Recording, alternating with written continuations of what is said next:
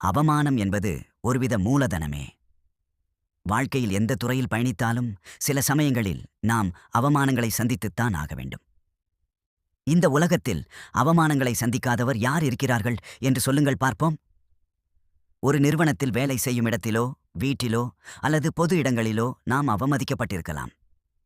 வாழ்க்கையில் நமக்கு ஏற்படும் அவமானங்கள் தவிர்க்க முடியாது.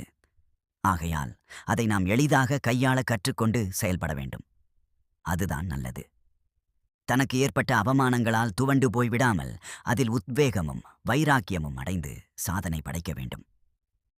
வாழ்க்கையில் வெற்றியடைந்த மனிதர்கள் முன்னேறுவதற்கு அவர்கள் கடந்து வந்த அவமானங்கள் காரணங்களாக இருந்திருக்கும். அவமானங்களால் ஏற்படும் வலியை வெற்றியை உண்டாக்கும் வழியாக மாற்றிட வேண்டும். தோல்வி என்பது ஒரு அவமானம் அல்ல. அதேபோல் வெற்றி என்பது ஒரு மகுடமும் அல்ல. தோல்வியும் வெற்றியும் நாம் வாழ்க்கையை புரிய வைக்கும் பாடங்களே ஆகும். நாம் வாழ்க்கையில் கற்றுக்கொள்வதில் எப்போதும் சிறு மழலை போல் இருக்க வேண்டும். அதற்கு அவமானம் எதுவும் தெரியாது. விழுந்தவுடன் அழுது முடித்தவுடன் மீண்டும் எழுந்து நடக்கும். உலக அளவில் மிகவும் மதிக்கத்தக்க கல்வியாளராகவும் மாபெரும் சிந்தனையாளராகவும் திகழ்ந்து வந்தவர் நம்முடைய சட்ட மாமேதை அண்ணல் அம்பேத்கர் அவர்கள். அவர் தன் வாழ்நாளில் பல்வேறு சோதனைகளையும் அவமானங்களையும் சந்தித்திருந்தாலும் அவற்றையெல்லாம் தனது அறிவாற்றலால் வென்று பெரும் மாற்றத்திற்குரிய சிந்தனையாளராகவும் புரட்சியாளராகவும் விளங்கினார். வாழ்க்கையில் சாதிக்க விரும்பும் ஒவ்வொருவரும் தனக்கு ஏற்படும் அவமானங்களையெல்லாம் நாம் வெற்றிக்கான அஸ்திவாரமாக மாற்றிக்கொள்ள வேண்டும். வாழ்க்கையில் நாம் அனுபவிக்கிற ஒவ்வொரு அவமானங்களும் நாம் வெற்றிக்கான படிக்கட்டுகள் என்று நினைத்துக்கொண்டே அதை கடந்து பயணித்துக் கொண்டிருந்தால் நிச்சயமாக வாழ்க்கையில் வெற்றிதான். அவமானம் என்பது ஒருவித மூலதனமே. ஒரு பெரிய மனிதர் வாழ்க்கையில் அவர் சந்தித்த அவமானங்களை அவர் எப்படி மூலதனமாக மாற்றி வெற்றியடைந்தார் என்பதை பற்றிய கதையை இப்பதிவில் காண்போம். காசி மாநகரத்தில் ஒருவர் ஒரு பல்கலைக்கழகத்தை அமைக்க விரும்பினார்.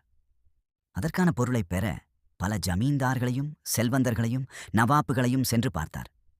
பொருள்களையும் பெற்றார். ஹைதராபாத்தை அப்போது ஆண்டு கொண்டிருந்த நவாப்பின் அரண்மனைக்கு சென்ற அவர் தன் நோக்கத்தை சொல்லி பொருளுதவி செய்ய வேண்டினார். அப்போது யாரும் எதிர்பாராத சம்பவம் ஒன்று நடைபெற்றது. நவாப் பொருள் தர முடியாது என்று சொல்லியதோடு தன் காலில் இருந்த காலணி ஒன்றை கழற்றி அவர் மீது எறிந்தார். அந்த செருப்பை கையில் எடுத்துக்கொண்டு மிக்க நன்றி மன்னரே, மிக்க நன்றி மன்னரே என கூறிக்கொண்டு மன்னரின் அரண்மனையை விட்டு வெளியே வந்தார்.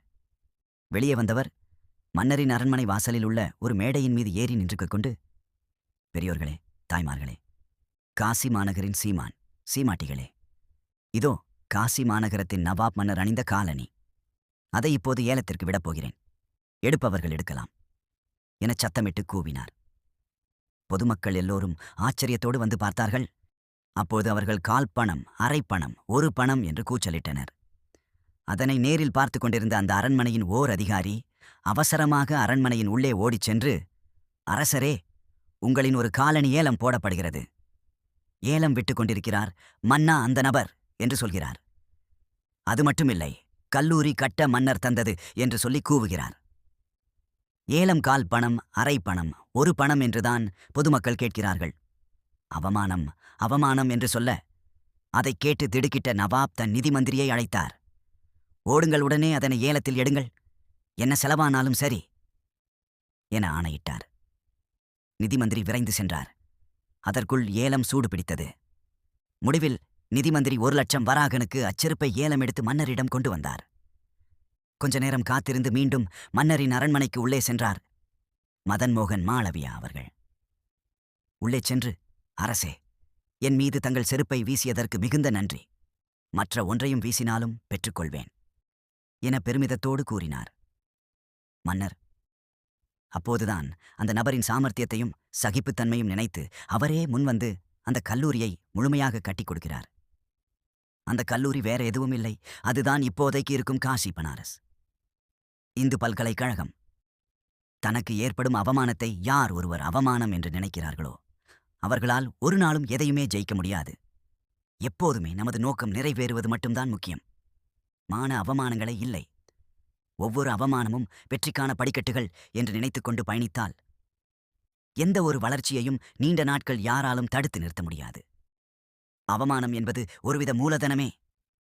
அந்த காலணி வீசப்பட்டது திரு மதன் மோகன் மாளவியா அவர்கள் மீதுதான். அவர்தான் காஷி பனாரஸ் இந்து பல்கலைக்கழகத்தை உருவாக்கினார். நாம் வாழ்க்கையில் பட்ட அவமானங்களை ஒவ்வொன்றையும் மூலதனமே நினைத்துக் கொண்டு உழைத்தால் வெற்றி பெறுவது நிச்சயமே.